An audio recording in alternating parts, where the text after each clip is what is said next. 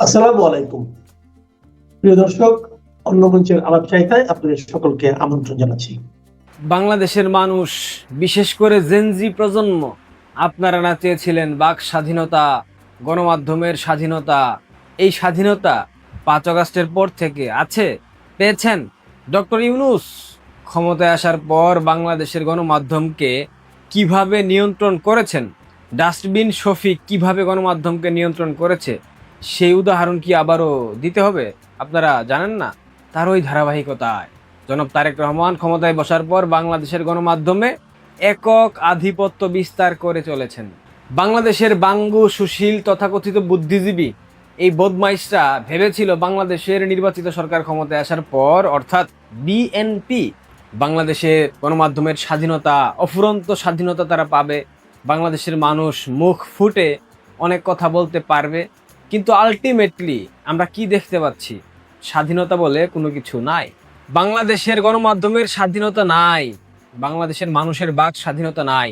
জনাব তারেক রহমানকে নিয়ে শুধুমাত্র সমালোচনা করার দায়ে অসংখ্য কিশোরকে পর্যন্ত গ্রেফতার করেছে বর্তমান সরকার। এখন যখন বিরোধী দল, বিরোধী মত, বিশেষ করে বাংলাদেশ আওয়ামী লীগ এবং প্রগতিশীল যত রাজনৈতিক দল আছে, প্রগতিশীল যত শক্তি আছে, তাদের মুখ তারা গত 2 বছর যাবৎ বন্ধ করে রেখেছে। এখন তারা যখন Facebook, Twitter, YouTube, Instagram, TikTok এইসব সোশ্যাল মিডিয়া প্ল্যাটফর্মে কথা বলছে, তখন তখন এই সরকার সেটা নিতে পারছে না। দেখেন, সমালোচনা একটা দলকে, একটা দেশকে, একটা সরকারকে সঠিক পথে ধাবিত হওয়ার জন্য ব্যাপক ভূমিকা রাখে। একটা ভুল সিদ্ধান্ত থেকে সরে আসার জন্য সোশ্যাল মিডিয়া অনেক গুরুত্বপূর্ণ ভূমিকা পালন করে। এটা বিগত সরকার বুঝেনি, এই সরকার তারাও বুঝতে পারছে না, বুঝলেও তারা সেটা বোঝার চেষ্টা করছে না। ঠিক তারই ধারাবাহিকতায় আজকে মাননীয় স্বরাষ্ট্রমন্ত্রী জনাব শিলং সালাউদ্দিন সে বলেছে, মেটা এক্সকে ক্ষতিকর কন্টেন্ট সরাতে সময় বেঁধে দিয়ে আইন করছে সরকার। আওয়ামী লীগের শাসনামলে আপনাদের স্বাধীনতা ছিল না, বাক স্বাধীনতা ছিল না, গণমাধ্যমের স্বাধীনতা ছিল না, কিচ্ছু ছিল না। আপনাদের স্বাধীনতার বাম্পার ফলনে এখন জনাব শিলং সালাউদ্দিন ঘোষণা দিলেন ফেসবুক এবং এক্স হ্যান্ডেল, যেটাকে আমরা টুইটার বলি, সেখানে ক্ষতিকর কন্টেন্ট সরানোর জন্য মেটাকে সময় বেঁধে দিয়ে আইন প্রণয়ন করবে। কি ক্ষতিকর কন্টেন্ট? মানে বিএনপির চুরি, চামারি, ছিনতাই, বাটপারি, লুটপাট এইসব সামাজিক যোগাযোগ মাধ্যমে যাতে না আসতে পারে, ফেসবুকে যাতে কেউ সরকারের সমালোচনা করে কোনো কিছু লিখতে না পারে, ঠিক সেই বন্দোবস্ত করার জন্য জনাব শিলং সালাউদ্দিনের সরকার, জনাব তারেক রহমানের সরকার এখন ফেসবুক ব্যবহারেও নিষেধাজ্ঞা জারি করবে।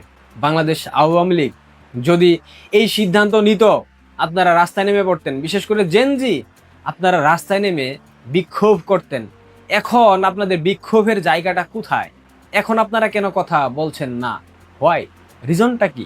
এখন কথা বলতে গেলে, রাস্তায় নামতে গেলে পশ্চাৎ দেশ তুলে ফেলবে? ভয় পাচ্ছেন? হ্যাঁ, আমি নিশ্চিতভাবে বলছি আপনারা ভয় পাচ্ছেন।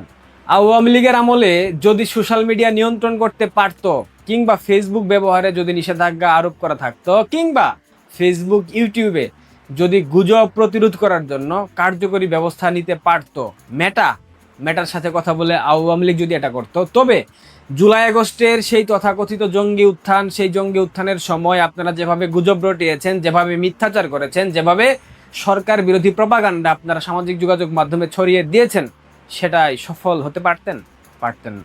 কারণ আওয়ামী লীগ চায়নি আপনাদের বাক স্বাধীনতা হরণ করতে, আপনাদের গণমাধ্যমের স্বাধীনতা হরণ করতে, আপনাদের সামাজিক যোগাযোগ মাধ্যমের স্বাধীনতা কেড়ে নিতে। যদি চাইতো তবে বাংলাদেশে 5 আগস্ট কখনোই হতো না। জি, যেভাবেই ব্যাখ্যা দেন না কেন, এটাই সত্য, এটাই বাস্তবতা। কিন্তু এখন এই সরকার ক্ষমতায় আসার 2 মাসের মাথায় এমন আইন প্রণয়ন করছে, যে আইনের মাধ্যমে বাংলাদেশের মানুষ আর সঠিকভাবে ফেসবুক এবং টুইটার ব্যবহার করতে পারবে না। ফেসবুক ব্যবহার করলেও তারেক রহমানের সরকারের কোনো সমালোচনা করতে পারবেন না, এবং সমালোচনা করলে ফেক কপিরাইট ক্লেম করে আপনাদের সেই স্ট্যাটাস ফেসবুক থেকে সরিয়ে দেওয়া হবে। এই স্বাধীনতা আপনারা চেয়েছিলেন। এখন তারেক রহমানের সরকারের চুর, বাটপার, সেচ্চররা চুরি করবে, লুটপাট করবে, বাটপারি করবে, ছিনতাই করবে, চাঁদাবাজি করবে, দখল করবে, কিন্তু আপনি কোনো কথা বলতে পারবেন না, মুখ একদম নীরব থাকতে হবে, টু শব্দ করতে পারবেন না। কারণ অ্যাকচুয়াল ফেসিজম কি এটা এখন আপনারা দেখবেন। জনাব তারেক রহমানের সরকার আপনাদেরকে অ্যাকচুয়াল ফেসিজমের সংজ্ঞা শিখিয়ে যাবে। আমি খুব খুশি হয়েছি ব্যক্তিগতভাবে যারা ফেসবুকে বিভিন্ন ধরনের সমালোচনা করে, যেগুলা রাষ্ট্রের জন্য ক্ষতিকর, যেগুলা সরকারের জন্য ক্ষতিকর, তারা সেগুলো করতে পারবে না। এখন কুত্তা কাফি কিভাবে অর্থ উপার্জন করবে, কিভাবে সরকার বিরোধী সমালোচনা করবে, নাকি এই সমালোচনা শুধুমাত্র বিএনপি এবং জামাতের বিরুদ্ধে করা যাবে না, আওয়ামী লীগের বিরুদ্ধে করা যাবে? ক্ষতিকর কন্টেন্ট বলতে আপনি কি বুঝান জনাব শিলং সালাউদ্দিন? বাংলাদেশের মানুষের স্বাধীনতাকে এইভাবে দেশ মেরে দেওয়ার জন্য আপনাকে অসংখ্য ধন্যবাদ জনাব শিলং সালাউদ্দিন। এই সিদ্ধান্তকে আমি সাধুবাদ জানাই। বাংলাদেশের অশ্লীল অশ্রাব্য বস্তাপচা সব কন্টেন্ট ক্রিয়েটর যারা সব সময় শেখ হাসিনা বিরোধী প্রপাগান্ডা ছড়িয়েছে, যারা সব সময় বাংলাদেশ বিরোধী প্রপাগান্ডা ছড়িয়েছে, যারা সব সময় গণতন্ত্রকে প্রশ্নবিদ্ধ করেছে, যারা সব সময় ভারত বিরোধী প্রপাগান্ডা ছড়িয়েছে, যারা সব সময় উগ্রবাদকে প্রশ্রয় দিয়েছে, উগ্রবাদের পৃষ্ঠপোষকতা করেছে, এইসব কন্টেন্ট করে যারা ডলার কামাতো, তাদের ব্যবসায় একদম মাজা বরাবর লাথি মারার জন্য বিএনপিকে ধন্যবাদ। এখানে অনেকে ব্যাখ্যা দিতে পারেন এইসব কন্টেন্ট শুধুমাত্র আওয়ামী লীগের যারা অ্যাক্টিভিস্ট আছে তাদের কন্টেন্টগুলোকে সরিয়ে দেওয়ার জন্য এই আইন প্রণয়ন করা হচ্ছে। এইটা যদি তারা করে থাকে তবে এইটার ফিডব্যাক সময় মতো পাবে। জেনজিরা হয়তো একটা সময় রাস্তায় নেমে আসতেও পারে, বাট আই থিঙ্ক এই জেনজিরা আর রাস্তায় নামতে পারবে না, কারণ এদের ওই গার্ডসটুকু নাই। বাংলাদেশের মানুষের স্বাধীনতাকে কিভাবে দেশ মেরে দিতে হয় এটা বিএনপির কাছ থেকে শিখতে হবে। জনাব তারেক রহমান একের পর এক হঠকারী সিদ্ধান্ত নিচ্ছেন। এই সিদ্ধান্তের সমাপ্তি কিন্তু খুব জঘন্যভাবে হবে, তখন আর সামাল দিতে পারবেন না। কোনো হুমকি ধামকি না, যে সিদ্ধান্ত নিয়েছেন সেই সিদ্ধান্ত বাস্তবায়ন করেন। আপনাদের জন্য অনেক অনেক শুভকামনা থাকলো। আর যারা স্বাধীনতার জন্য আন্দোলন করেছিলেন, জুলাই সন্ত্রাসীরা, আপনাদের স্বাধীনতার দেশ মেরে দিয়েছে তারেক রহমানের সরকার। এখন পশ্চাৎ দেশে আঙ্গুল ঢুকিয়ে সৃষ্টিকর্তার দিকে তাকিয়ে থাকেন, আকাশের দিকে তাকিয়ে থাকেন, সানবাথ করেন। নাকের ডগায় প্রকাশ্যে ছাত্রলীগ ক্যাম্পাসের গেটের সামনে মানববন্ধন করলো, তার মানে একটা সময় ধরে সেখানে দাঁড়িয়ে থাকলো, কিন্তু এত জনপ্রিয় ছাত্র শিবির যারা বিপুল ভোটে বিজয়ী হলো জকসুতে, তারা তাদের নেতা কর্মী সমর্থকদের কেউ ছাত্রলীগকে প্রতিরোধ করতে এগিয়ে এলো না। সারা দিন বাদে সংবাদ পড়ে টোরে ছাত্র দলকে বের হতে হলো ছাত্রলীগের বিরুদ্ধে মিছিল করতে। এগুলো খুবই বিস্ময়কর রাজনৈতিক সমীকরণ বটে। তুমি কে আমি কে, রাজাকার রাজাকার এই স্লোগান দিয়ে ঢাকা বিশ্ববিদ্যালয় সহ পাবলিক বিশ্ববিদ্যালয়গুলোয় আন্দোলনরত ছাত্রছাত্রীরা 2024-এর জুলাইয়ের মাঝামাঝি 15 থেকে 17 জুলাইয়ের মধ্যে ছাত্রলীগকে ক্যাম্পাস থেকে নিষিদ্ধ ঘোষণা করেছিল। এরপর আওয়ামী লীগ সরকারের পতনের পর ছাত্রলীগের সঙ্গে সামান্যতম যোগাযোগ আছে এমন ছাত্রছাত্রীদেরকেও আর শিক্ষা প্রতিষ্ঠানে ফিরতে দেওয়া হয় নাই, ছাত্রত্ব বাতিল হয়েছে, এমনকি ছাত্রলীগ করার দায়ে কয়েক বছর আগে যে ডিগ্রি পাওয়া গেছে সেই ডিগ্রিও বাতিল করা হয়েছে অনেক ছাত্র। অথচ আবার হাসনাত আবদুল্লাহ থেকে শুরু করে সাদিক কায়েম কিংবা সার্জিস আলমের মতো বড় বড় নেতারা ছাত্রলীগ করতেন আওয়ামী লীগ আমলে, কিন্তু তারা মনে মনে নাকি ছাত্রলীগ এবং আওয়ামী লীগ বিরোধী ছিলেন, কিংবা সাদিক কায়েমের মতো যারা তারা গুপ্ত শিবির করতেন, সে কারণে তারা আবার ক্ষমতার কেন্দ্রে চলে এসেছেন। এরপর পাবলিক বিশ্ববিদ্যালয়গুলো, ঢাকা বিশ্ববিদ্যালয় সহ বাংলাদেশ জুড়ে সকল পাবলিক বিশ্ববিদ্যালয় বাংলাদেশের ছাত্র শিবিরের নিয়ন্ত্রণে চলে এসেছে। সেপ্টেম্বর থেকে ঢাকা বিশ্ববিদ্যালয়ে প্রথম এবং তারপর একে একে সব বিশ্ববিদ্যালয়েই ছাত্র শিবির পুরো কমিটি ধরে বেরিয়ে আসে জামায়াতে ইসলামীর ছাত্রী উইং, ছাত্রী সংস্থাও, এবং তারা বলে যে তারা বরাবর ঢাকা বিশ্ববিদ্যালয় সহ পাবলিক বিশ্ববিদ্যালয়গুলোতে কমিটি করেই ছাত্র শিবিরের রাজনীতি করে আসছিল। এতদিন অনুকূল পরিবেশ না থাকায় তারা বের হয়নি, এবং এরপর ঢাকা বিশ্ববিদ্যালয়, চট্টগ্রাম বিশ্ববিদ্যালয়, রাজশাহী বিশ্ববিদ্যালয় সহ পাঁচটি পাবলিক বিশ্ববিদ্যালয়ে যখন ছাত্র সংসদ নির্বাচন অনুষ্ঠিত হতে পেরেছে তখন সবগুলোতে ছাত্র শিবির বিপুল ভোটে বিজয়ী হয়েছে। সেরকম একটি বিশ্ববিদ্যালয় জগন্নাথ বিশ্ববিদ্যালয়, যেই বিশ্ববিদ্যালয়টির নির্বাচন 2026-এর জানুয়ারিতে অনুষ্ঠিত হওয়ার পর সত্যিকার অর্থেই তারেক রহমান সহ বিএনপির শীর্ষ নেতৃবৃন্দের তা কেঁপে উঠেছিল যে তারেক রহমান দেশে ফিরে এসেছেন, বিএনপি ক্ষমতায় যাবে সেটা পরিষ্কার বোঝা যাচ্ছে। তারপরেও কি করে ঢাকার বুকে একটা বিশ্ববিদ্যালয়ের ছাত্র সংসদ নির্বাচনে ছাত্র শিবির বিজয়ী হতে পারলো এবং ছাত্রদল কিভাবে এখন পর্যন্ত কোনো একটি পাবলিক বিশ্ববিদ্যালয়ে ঢোকবার সুযোগ পেল না সেই 2024-এর জুলাইয়ে ছাত্রলীগকে বিতাড়িত করবার পর থেকে। এখন পর্যন্ত অবশ্য সরকারের বয়স প্রায় 5 মাস হতে চলেছে, এখনও অবশ্য ছাত্রদল কোনো বিশ্ববিদ্যালয়ে ঢুকতে পারেনি। ছাত্রলীগ ফিরতে শুরু করেছে ঢাকা বিশ্ববিদ্যালয়ে, চট্টগ্রাম বিশ্ববিদ্যালয়ে একের পর এক নানা রকম চমক জাগানো কর্মসূচির পর এখন মানববন্ধন শুরু করেছে ছাত্রলীগ। ঢাকা বিশ্ববিদ্যালয়ে সবে একটা মানববন্ধন করেছিল, তারা ছুটির মধ্যে করেছিল, সকালের দিকে করেছিল, কাজেই পত্রিকাগুলো তখন শিরোনাম করেছিল যে ঢাকা বিশ্ববিদ্যালয়ে ডাকসুর সামনে ছুটির মধ্যে ছাত্রলীগের মানববন্ধন। এবার জগন্নাথ বিশ্ববিদ্যালয়ে ছাত্রলীগ মানববন্ধন করবার পর আমার দেশ পত্রিকা লিখছে জবি ক্যাম্পাসের সামনে নিষিদ্ধ ছাত্রলীগের প্রকাশ্য কর্মসূচি। এবং সেই মানববন্ধনে ঠিক ঢাকা বিশ্ববিদ্যালয়ের মতোই কারা অংশ নিয়েছেন সেসব নাম, পরিচয়, পদবি সহ পত্রিকায় চলে এসেছে। তার মানে ছাত্রলীগের নেতারাই, আয়োজকরাই এই মানববন্ধনে তারাই নাম দিচ্ছেন, এমনকি তারা পত্রিকায় তাদের মন্তব্য জানান দিচ্ছেন যে কি দাবিতে কেন তাদেরকে মানববন্ধন করতে জগন্নাথ বিশ্ববিদ্যালয়ে নেমে আসতে হলো। যেই ছবিটি ছাপা হয়েছে বা সরবরাহ করা হয়েছে পত্রপত্রিকাগুলোতে ছাত্রলীগের তরফে, যেখানে ক্যাম্পাসের সামনে একেবারে জগন্নাথ বিশ্ববিদ্যালয় গেট 3 লেখা সাইনবোর্ডের সামনে, ফলকের সামনে দাঁড়িয়ে আছেন মানববন্ধনরত ছাত্রলীগের কর্মীরা, সেই ছবিটার দিকে তাকালে স্পষ্ট দেখা যায় যে তাদের পেছন দিয়ে ছাত্ররা যাচ্ছেন, বইয়ের ব্যাগ কাঁধে নিয়ে সাধারণ ছাত্ররা হেঁটে যাচ্ছেন, কিন্তু কেউ ছাত্রলীগের কর্মীদের প্রতি ঘৃণা প্রদর্শন করছেন না, কিংবা ফ্যাসিস্ট বিরোধী শক্তির মানে ছাত্র দল, ছাত্র শিবির, জাতীয় নাগরিক পার্টির যেটা প্রত্যাশা সাধারণ মানুষ প্রতিহত করবেন ছাত্রলীগকে, আওয়ামী লীগকে, তার কোনো লক্ষণ দেখা যাচ্ছে না। আমার দেশ পত্রিকা লিখছে যে জগন্নাথ বিশ্ববিদ্যালয়ের 3য় গেটে প্রকাশ্যে 6 দফা দাবি তুলে মানববন্ধন কর্মসূচি পালন করেছেন নিষিদ্ধ ঘোষিত বাংলাদেশ ছাত্রলীগের নেতাকর্মীরা। কর্মসূচি থেকে সংগঠনটির পক্ষ থেকে 6 দফা দাবি উত্থাপন করা হয়। ঢাকা বিশ্ববিদ্যালয়ের একেবারে ডাকসু অফিসের সামনে যে মানববন্ধনটা করেছিল ঢাকা বিশ্ববিদ্যালয় ছাত্রলীগের নেতারা, সেখানেও কিন্তু তারা 6 দফা দাবি উত্থাপন করেছিলেন। এখন আমার দেশ বলছে যে মঙ্গলবার সকাল 9:30টার দিকে বিশ্ববিদ্যালয়ের 3য় গেটের সামনে এই কর্মসূচি পালন করা হয়। কর্মসূচিতে ব্যবহৃত পোস্টারগুলোতে বঙ্গবন্ধু শেখ মুজিবুর রহমান, সাবেক প্রধানমন্ত্রী শেখ হাসিনা, সজীব ওয়াজেদ জয়, বাংলাদেশ ছাত্রলীগের কেন্দ্রীয় সভাপতি সাদ্দাম হোসেন, সাধারণ সম্পাদক শেখ ওয়ালি আসিফ ইনানের ছবি স্থান পায়।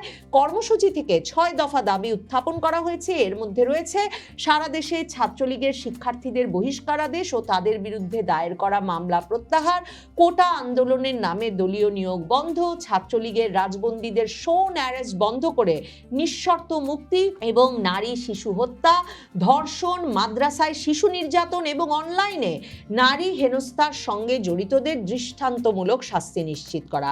এছাড়া ছাত্রলীগ দাবি তুলেছে শিক্ষা প্রতিষ্ঠানে শিক্ষক লাঞ্ছনার সঙ্গে জড়িতদের চিহ্নিত করে বিচারের আওতায় এনে শিক্ষকদের মর্যাদা ফিরিয়ে দেওয়া এবং হামের টিকার অর্থ আত্মসাতের অভিযোগ অভিযোগে ইউনূসের ফাঁসির দাবিও জানানো হয়েছে এই মানববন্ধন থেকে।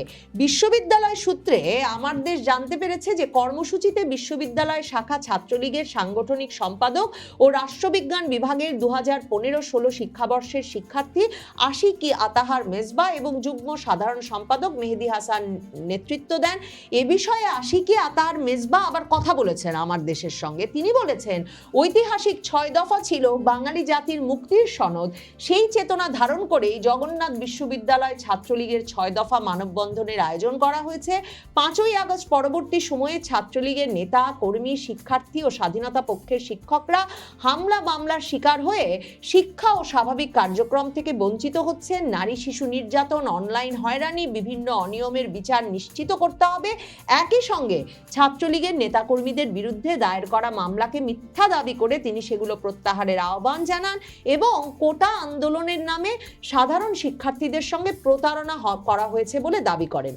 কথা বলেছেন জগন্নাথ বিশ্ববিদ্যালয় শাখা ছাত্রলীগের সভাপতি ইব্রাহিম ফরাজিও। ইব্রাহিম ফরাজি বলেছেন যে বাংলাদেশ ছাত্রলীগ তো নিষ্ক্রিয় হয়ে বসে নেই।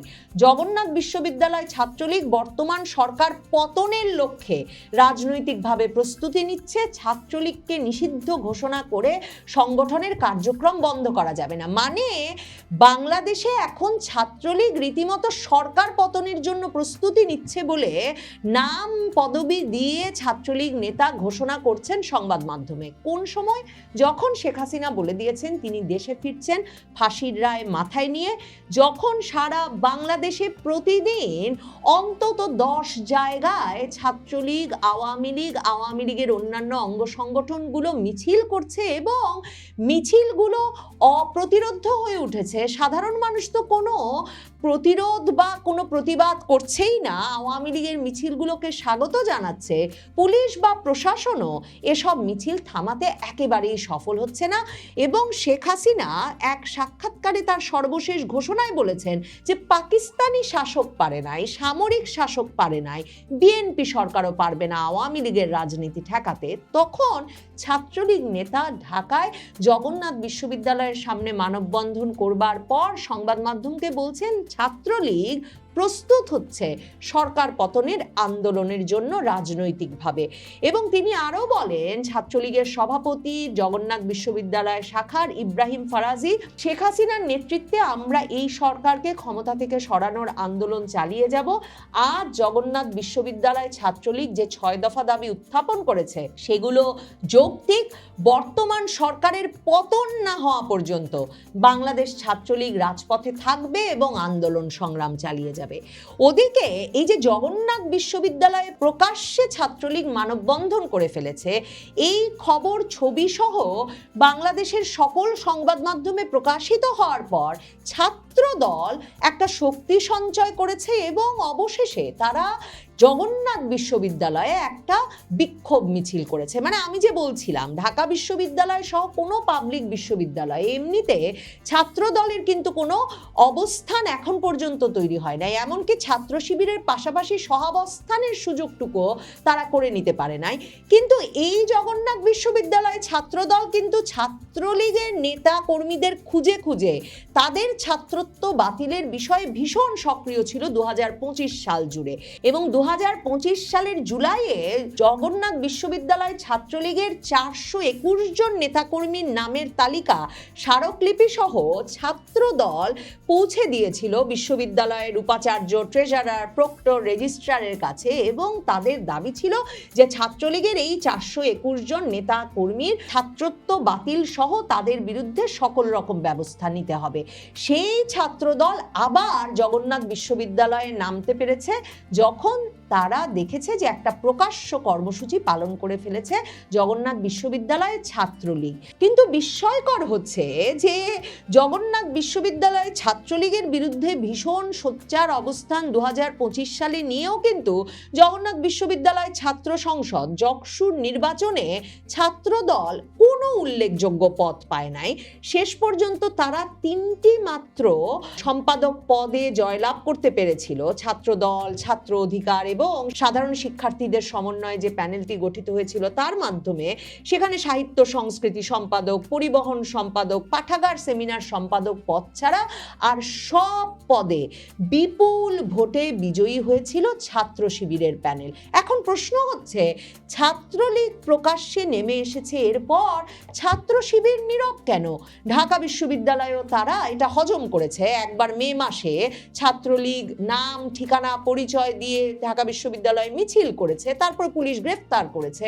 এরপর আবার ঢাকা বিশ্ববিদ্যালয়ে ছাত্রলীগ নেমে এসে মানববন্ধন করেছে, ছাত্র শিবির নীরব। এই জগন্নাথ বিশ্ববিদ্যালয়েও দেখা যাচ্ছে যে একেবারে নাকের ডগায় প্রকাশ্যে ছাত্রলীগ ক্যাম্পাসের গেইটের সামনে মানববন্ধন করলো, তার মানে একটা সময় ধরে সেখানে দাঁড়িয়ে থাকলো। কিন্তু এত জনপ্রিয় ছাত্র শিবির যারা বিপুল ভোটে বিজয়ী হলো জকসুতে, তারা তাদের নেতা, কর্মী, সমর্থকদের কেউ ছাত্রলীগকে প্রতিরোধ করতে এগিয়ে এলো না। সারা দিন বাদে সংবাদ পড়ে টোড়ে ছাত্র দলকে বের হতে হলো ছাত্রলীগের বিরুদ্ধে মিছিল করতে। এগুলো খুবই বিস্ময়কর রাজনৈতিক সমীকরণ বটে। মানে তার মানে কি এই যে ছাত্রলীগের গুপ্ত থেকে রাজনীতি করতে করতে ছাত্র শিবিরের দশাটা এমন যে ছাত্রলীগ যখন এখন আবার প্রকাশ্য রাজনৈতিক কর্মসূচি নিয়ে বেরিয়ে আসছে, যেটা ছাত্রলীগের স্বভাব এবং ছাত্রলীগ বরাবর করেছে, মানে ছাত্রলীগ তো আর কোনো গুপ্ত সংগঠন নয়, সেই প্রকাশ্য কর্মসূচি দেখে কি ছাত্র শিবিরের নেতা, কর্মী, সমর্থকরা আবারও একরকমের গুপ্ত হয়ে পড়ছেন? তারা আর প্রকাশ্য কর্মসূচিতে প্রকাশ্যে কোনো পাল্টা কর্মসূচি দিতে বা প্রতিহত করার একরকমের সাহস করে উঠতে পারছেন না? নাকি সত্যিকার অর্থে তারা টের পাচ্ছেন যে ঢাকা বিশ্ববিদ্যালয়, জগন্নাথ বিশ্ববিদ্যালয়, চট্টগ্রাম বিশ্ববিদ্যালয় সহ পাবলিক বিশ্ববিদ্যালয়গুলোতে সাধারণ ছাত্রছাত্রীদের মধ্যে তাদের সমর্থন সত্যিকার অর্থে এতটাই কম যে ছাত্রলীগ প্রকাশ্য কর্মসূচিতে নেমে এলে তাদের পক্ষে প্রতিহত করা সম্ভব হবে না। আর ছাত্রদলের তো কোনো অবস্থান, সাংগঠনিক কাঠামো, শক্তি, সামর্থ্য নাই পাবলিক বিশ্ববিদ্যালয়গুলোতে। সম্ভবত ওই যে চট্টগ্রামেও রাজপথে যেমন ছাত্রলীগ, আওয়ামী লীগের মিছিল হতে পারবে না বলে বিক্ষোভ মিছিল করেছে তারা, মানে প্রশাসন, পুলিশের সহযোগিতায় একরকমের একটা সাজিয়ে গুছিয়ে মিছিল করতে পারছে শুধুমাত্র ছাত্রলীগের বিরুদ্ধে, কারণ তাদের সরকার ক্ষমতায় রয়েছে। এই অবস্থায় ছাত্রলীগ প্রকাশ্যে নেমে এলে এবং এমন ঘোষণা দিতে থাকলে যে তারা সরকার পতনের আন্দোলনের জন্য প্রস্তুত হচ্ছে এবং তাদের এই আন্দোলন চলবে সরকার পতন পর্যন্ত, আর গ্রেফতার, মামলা, হয়রানি কিছুর পরোয়া না করে নাম, ঠিকানা, পদবি দিয়ে এমন মিছিলে, মানববন্ধনে নেমে এলে ছাত্রদল, ছাত্র শিবির, পুলিশ, প্রশাসন কেউ এদেরকে ঠেকাতে পারবেন বলে সত্যি বিশ্বাস রাখা যায়।